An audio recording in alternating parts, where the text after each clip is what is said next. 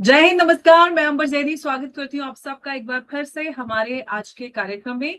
एक ऐसा मोमेंट जहां एक डिसीजन जो है वो सिर्फ एक डिफेंस डील नहीं बल्कि भारत की जो एयर पावर है, टेक्नोलॉजी सॉवरेनिटी और फ्यूचर वॉर्स की डायरेक्शन को पूरी तरह से बदल कर रख सकता है। रशिया ने भारत को ऑफर दिया है 100 लोकली बिल्ड सुखोई 57 फाइटर्स का। ये सिर्फ खरीदने का नहीं बल्कि इंडिया में ही बनाने का और साथ ही टेक्नोलॉजी ट्रांसफर के साथ ये ऑफर दिया गया है। अगर हम इसकी टाइमिंग की बात करते हैं, जो इंडियन एयरफोर्स है वो अभी 42 स्क्वाड्रन के टारगेट के साथ अगेंस्ट अराउंड 30 स्क्वाड्रन पर ऑपरेट कर रही है। और सामने हमारे है चाइना, और चाइना का जो rapidly expanding fifth generation fleet जिसमें J-20 ऑलरेडी ऑपरेशनल है। तो सवाल सिर्फ इतना भी नहीं है कि भारत को जेट्स चाहिए नहीं चाहिए, लेकिन सवाल ये है कि क्या भारत अपनी नेक्स्ट जन जो एयर डोमिनेंस है उसको इंपोर्ट करेगा या खुद से बनाएगा।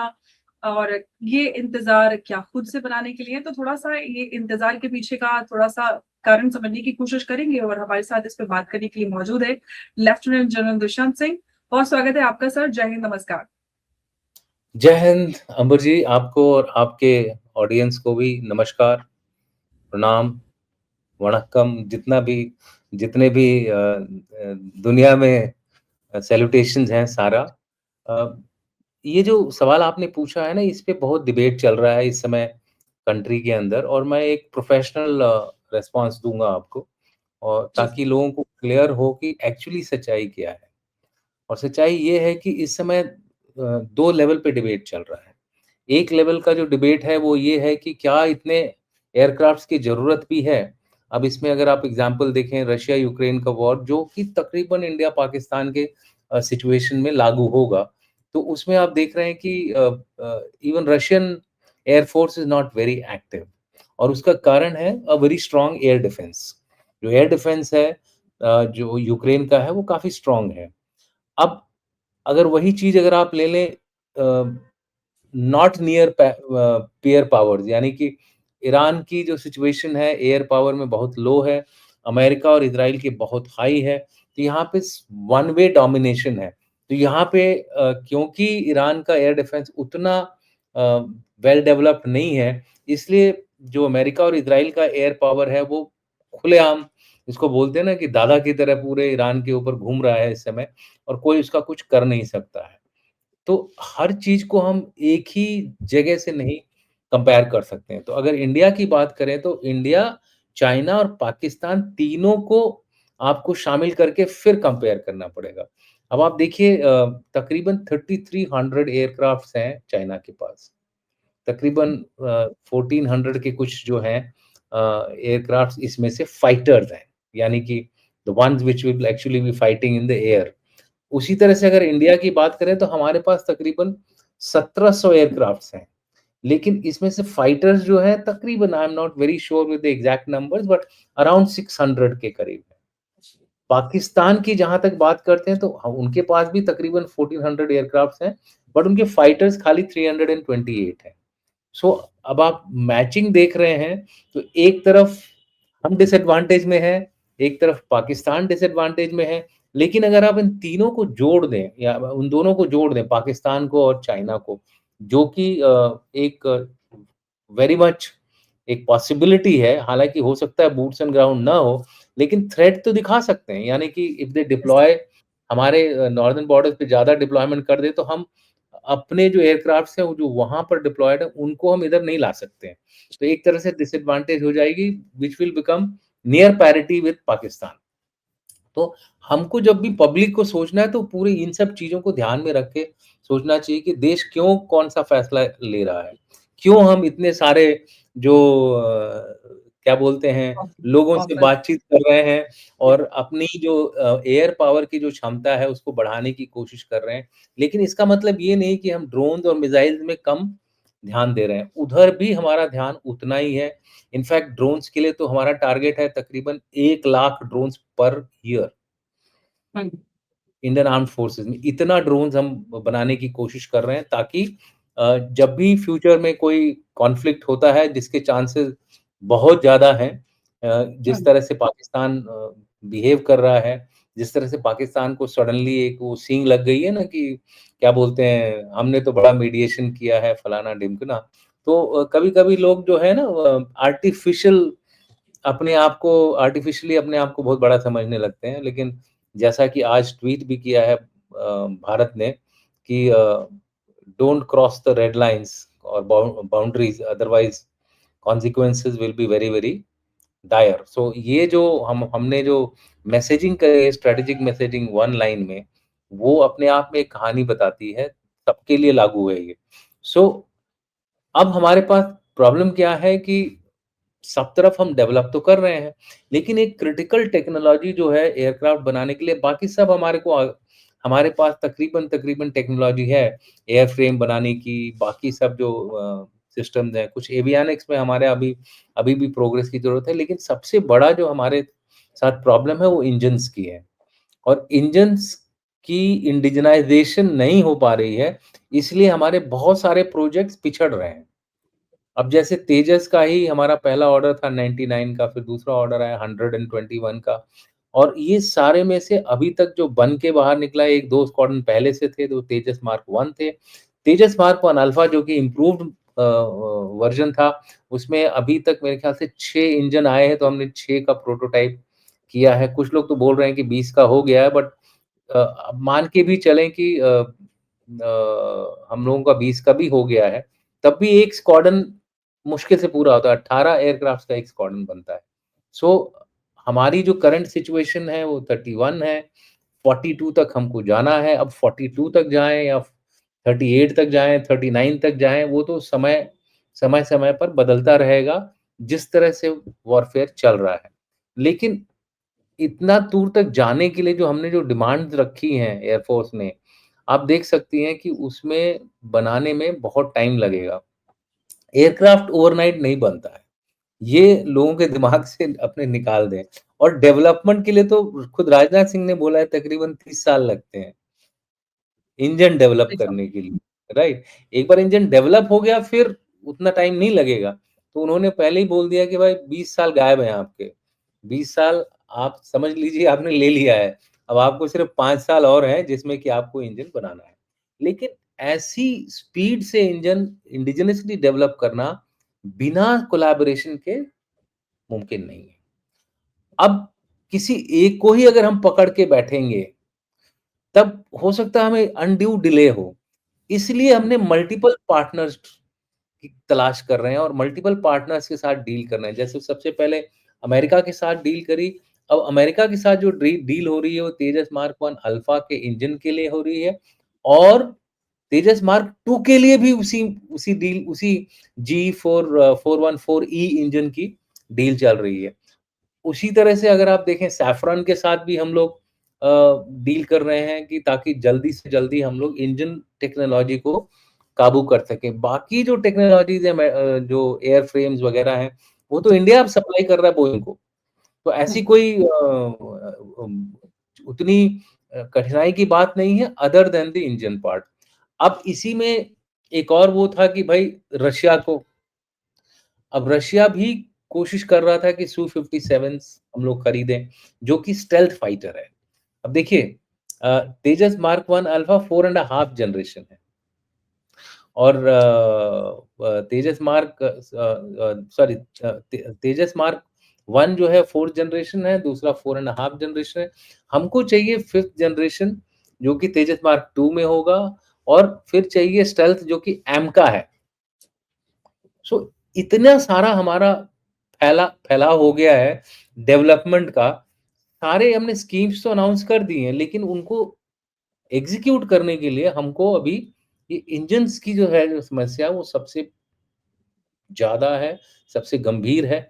इसको पार पाने के लिए इसीलिए मल्टीपल रास्ते अपनाए जा रहे हैं, जिसमें हुँ। सू-37 सिर्फ़ अ, 50 सू-57 जो है, सू-57 जो है एकदम स्टेल्थ फाइटर।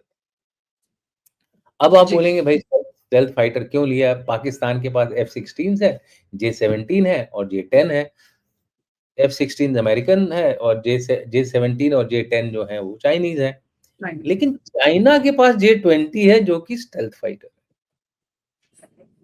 सो वो जो J-20 का जो आंसर है, वो तभी होगा अगर हम बना-बनाए माल तुरंत खरीद लें।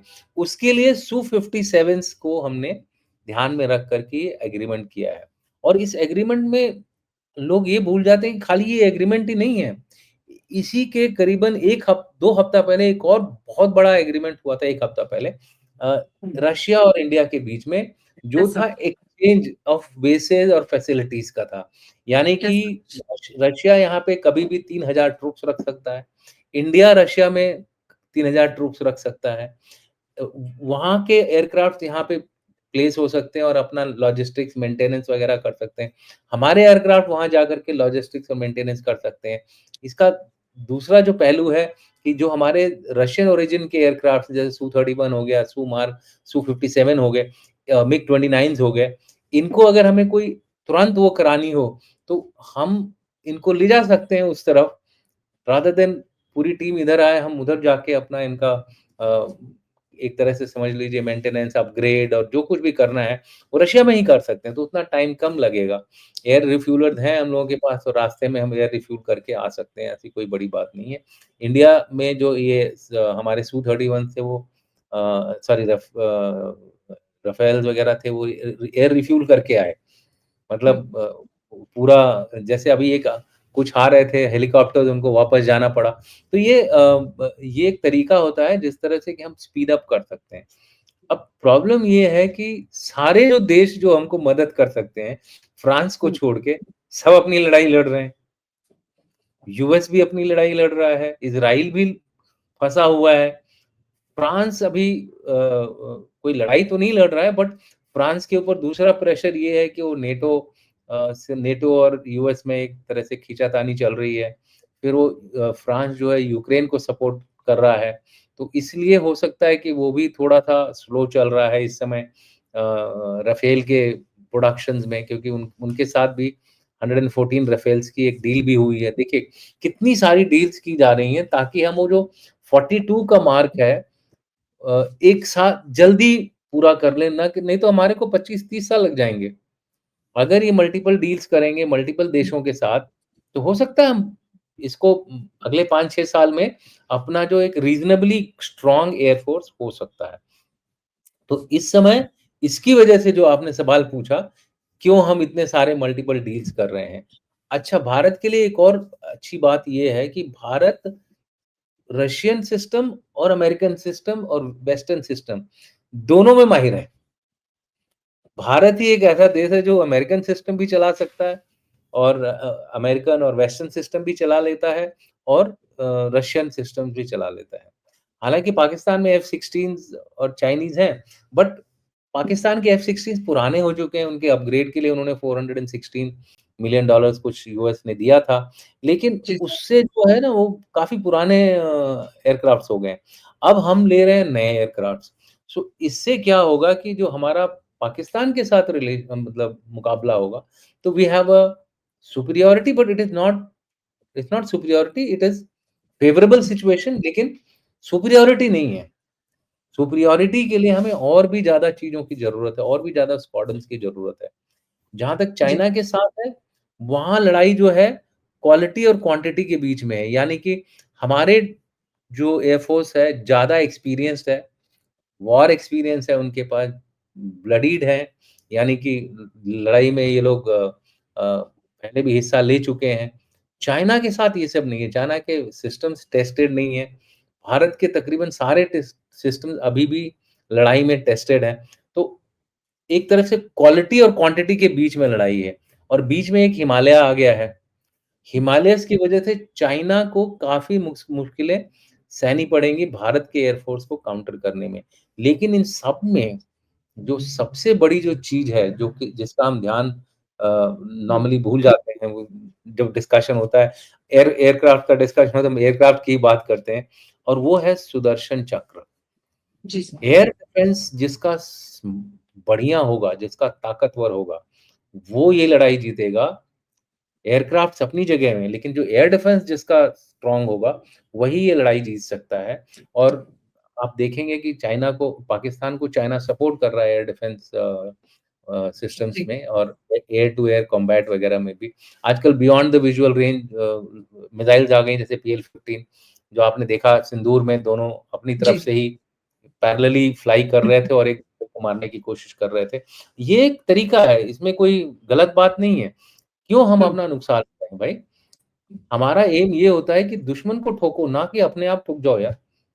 बिल्कुल, अगर आगे जाने में आपके चांसेस हैं इंजर्ड होने के या आपके चांसेस हैं एयरक्राफ्ट को हिट होने के, तो you be outside the range of the enemy. It's like intelligence लड़ाई हमेशा बुद्धिमत्ता से लड़ी जाती है। लड़ाई खाली ये नहीं है कि तोड़ दूँ, फोड़ दूँ, गाड़ी के दो 12 डब्बे, इस तरह की लड़ाई नहीं होती। लड़ाई में दिमाग भी उतना ही ज़रूरी है, जितना कि एक क करेज और वेलर की ज़रूरत होती है। करेज और वेलर तो भारतीय सेनाओं में कूट-कूट के भरा हुआ, उसके लिए कोई आपको ज़रूरत ही नहीं है। सबसे पहले जो हम जैसे ही पहला कदम लेते हैं फ़ौज में, तो हमारे को बताया गया है कि भाई safety, honour and welfare of your country comes first always and every time. जो ट्रुप्स आप कमांड करते हैं, वो नेक्स्ट आते हैं और आपका सेफ्टी, आपका वेलफेयर, आपका जो आराम है, वो सबसे आखिरी में आता है हमेशा और हर समय, हर वक़्त। सो ये जी, हमारी मोटो है, तो हम लोगों ने कभी पीछे मुड़ के कभी देखा ही नहीं है। या तो हम दुश्मन को मारेंगे और मारते-मारते गोली लग गई, कुछ हो गया, हमारी डेथ हो गई, that's fine. That we take it hmm, as part of our एक बाउंडेड ड्यूटी है हमारी राष्ट्र के ऐसा, सुरक्षा के।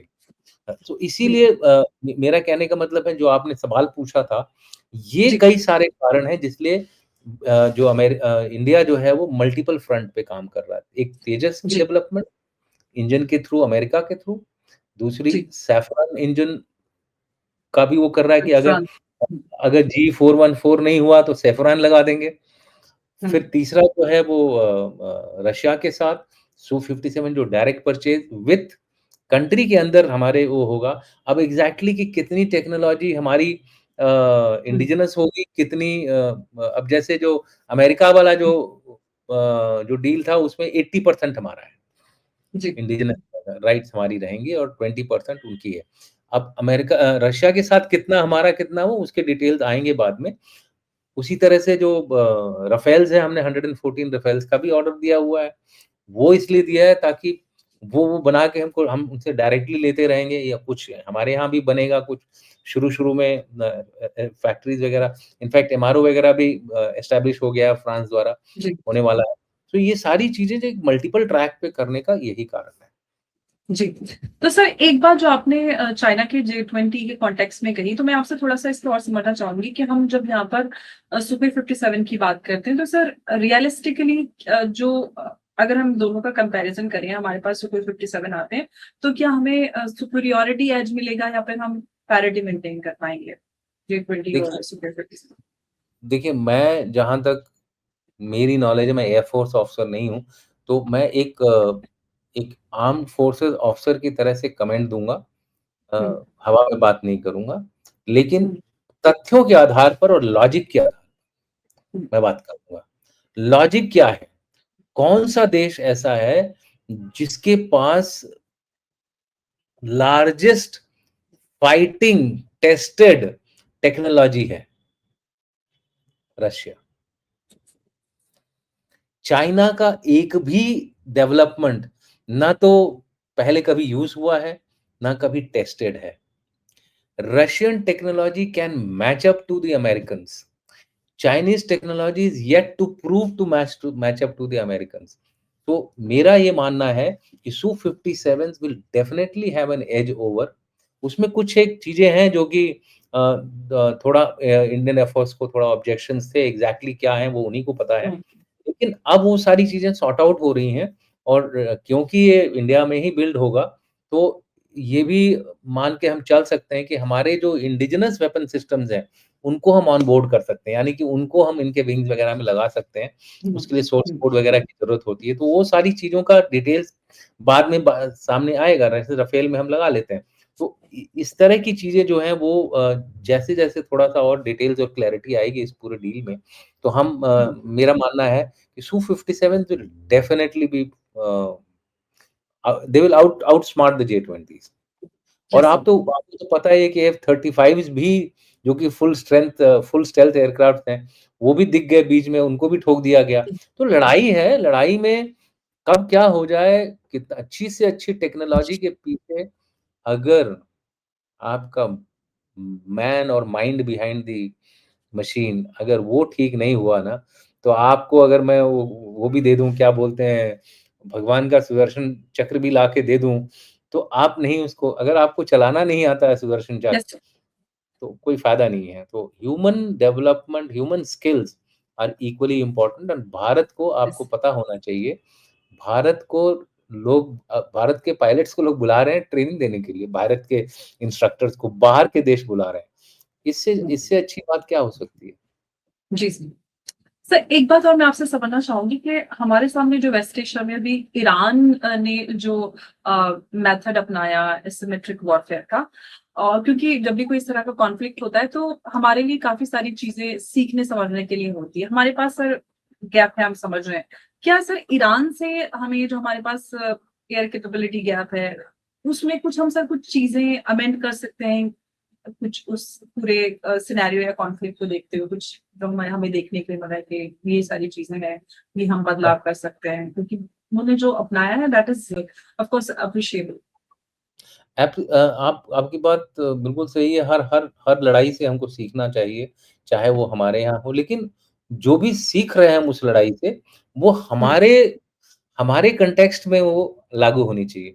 ऐसा नहीं अपने है लिए कि तो सर अपने देश के लिए बोल रही हूँ। क्या मतलब सपोज़ जिस तरह से वो लड़ रहे नहीं, हैं सर, क्योंकि हमारे पास मेरा जो गैप्स हैं, क्या हम उनसे सीख कर हम कम समय और कम पैसे में कुछ उन गैप्स को फिल कर सकते हैं और तैयारी अपनी बेहतर कर वो सकते हैं?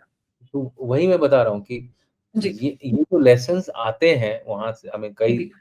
चाहे यूक्रेन ले लीजिए या इज़राइल हुँ, ईरान लड़ाई ले लीजिए या इज़राइल हमास लड़ाई ले लीजिए, इन सब के जो क्या बोलते हैं रूपरेखा है, अलग है। दे हुँ, are not same everywhere, but yes, इनके कुछ क्रिटिकल लेसन्स जो हमको मिलते हैं, उसको हम लोग डेफ़िनेटली अडॉप्ट कर रहे हैं। हुँ, अपने जो लड़ाई करने के, फ्यूचर में लड़ाई करने के तरीकों में उसको अडॉप्ट कर रहे हैं। लेकिन इनको भी अडॉप्ट करने में देखिए, पहले तो टेक्नोलॉजी की कैपेबिलिटी डेवलप करनी पड़ती है।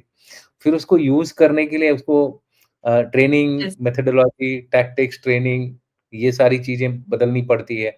अब ये सब चीज़ें रातों-रात नहीं होती हैं। अब आपको मैं बताऊँ कि जब हम लोगों ने जब जॉइन किया था, तो एक राइफ़ल चलाने के लिए भी हमको, क्या बोलते हैं, पूरी तकरीबन कम से कम नहीं तो डेढ़ 2 साल की ट्रेनिंग देनी पड़ती थी। अब तो ओह! मतलब मेरा मतलब है ये नौसिखिया नहीं, प्रॉपर प्रोफ़ेशनल ट्रेनिंग, उसको यस। हैंडल करना, हर चीज़ हुँ, उसमें शामिल है। फ़ॉल्ट्स निकल गई तो कैसे फ़ॉल्ट्स दूर करना, हुँ, और भी बहुत सारे एमिंग, बिकॉज़ आप गोली चलाना ही काफ़ी नहीं है।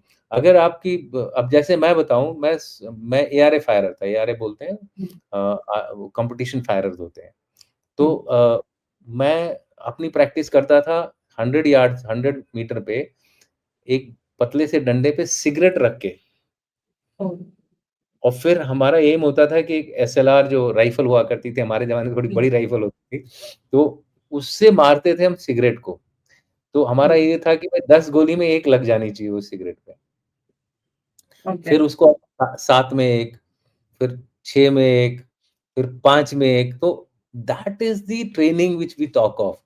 अब तो इतनी इस तरह के गैजेट्स आ गए हैं, इस तरह की टेक्नोलॉजी आ गई, जितना ट्रेनिंग दो वो कम है इनके लिए। सो वो जो फैक्टर है, ह्यूमन फैक्टर, वो बहुत इम्पोर्टेंट हो गया आज की डेट में।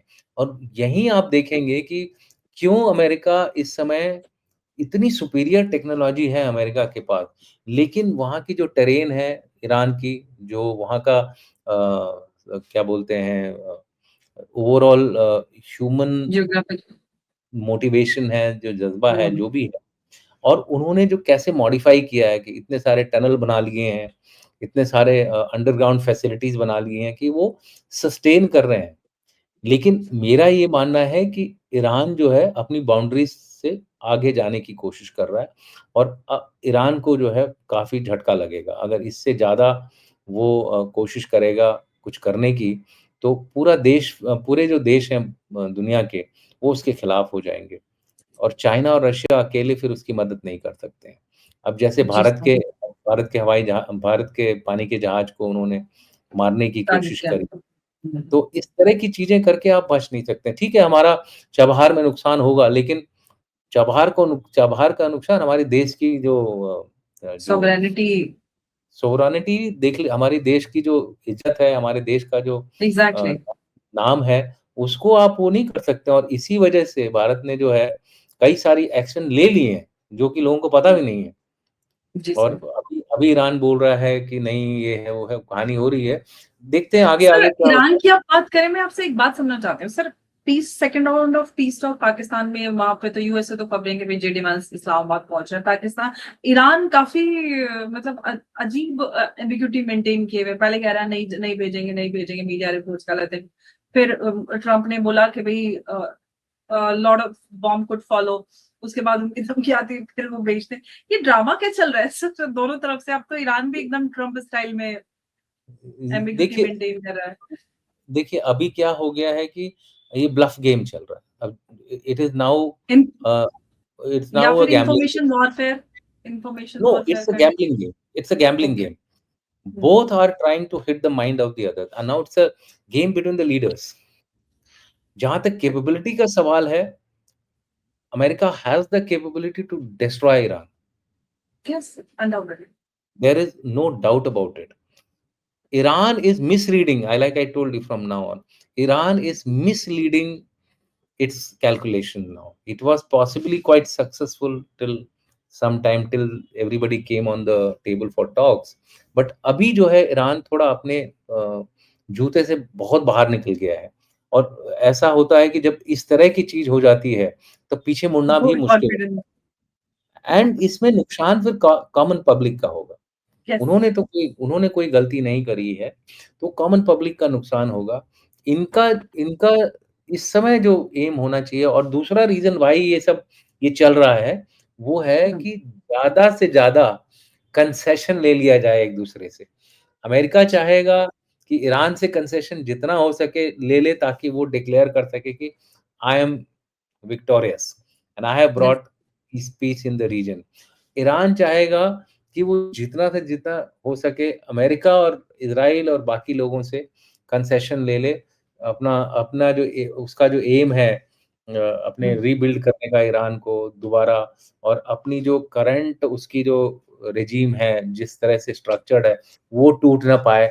इन सब चीज़ों हुँ, के ऊपर वो डिबेट करेगा। जो उसके पैसे फ्रीज़ हो रखे हैं $20 बिलियन हुँ, वो रिलीज़ कर दिए जाएँ। तो ऐसी कई सारी चीज़ों पर गारंटी दी जाए कि भाई इज़राइल मेरे ऊपर हमला नहीं करेगा। तो इज़राइल तो एकदम एक्सट्रीम पोज़ीशन पे है। वो बोलता है मैं ईरान को खत्म कर दूँगा, तभी साँस लूँगा। सो कई सारे ऐसी चीज़ें जिसकी वज़ह से ये कभी कभी आपको ऑर्डर्स मिल रहे हैं कि या कभी ऐसी न्यूज़ आ रही है कि भाई हम कोई टॉक्स नहीं करेंगे। फिर न्यूज़ आती है नहीं टॉक करेंगे। फिर वो बोलते हैं मैं तुमको बॉम्ब से पूरा वो कर दूँगा। ये गैम्बलिंग गेम है, माइंड गेम चल रहा है बिटवीन द लीडर्स एंड क्योंकि ये डायरेक्ट बात नहीं हो रही है हुँ। प्रेसिडेंट्स मुश्तबा एक तरफ है और प्रेसिडेंट ट्रम्प दूसरी तरफ। याद है प्रेसिडेंट ट्रम्प ने बोला कि मैं जाऊँगा पाकिस्तान। यस सर, उन्होंने अभी बीच 2-3 दिन बीच में पहले यही खबर थी। बोला था उन्होंने। हुँ, और इसमें और भी बहुत सारे गेम हैं। स्टॉक बिज़नेस का भी एक गेम चल रहा है इसमें यस कि सर, मेन तो यही सुबह गेम है सर, ट्रम्प फैमिली। सुबह स्टेटमेंट देते हैं, तो स्टॉक्स गिर जाते हैं और शाम तक होते-होते कुछ ऐसी स्टेटमेंट देते हैं, स्टॉक्स बढ़ जाते हैं, उसी समय वो अपना निकाल देते हैं। ऐसे कई सारे रूमर्स फ्लोट कर रहे हैं एनवायरनमेंट में या फिर सच्चाई भी हो जी सकती है। सर। मैं इकोनॉमिस्ट नहीं हूँ, तो मैं उसके ऊपर डायरेक्ट कमेंट नहीं करना चाहता हूँ। इतना हुँ, इतना ज़रूर बताऊँ कि इस समय सब लोग जो है गैम्बलिंग मोड में आ गए हैं। जी सर। बिल्कुल। और हालात काफ़ी बड़े हुए हैं और अब लगता है कि ईरान को भी थोड़ा-सा पीस की तरफ बढ़ना चाहिए, थोड़ा, क्योंकि बहुत ज़्यादा ये लंबा खिंच गया है। ईरान ने इतना लंबा खींच लिया काफ़ी है, लेकिन अब शांति की ओर बढ़ना चाहिए। सर, बहुत धन्यवाद आपका इस चर्चा में हमारे साथ। Sir, you want to thank add you. Something? No, I just आपको कुछ said बोलना that I said hmm, that Iran has to stop it.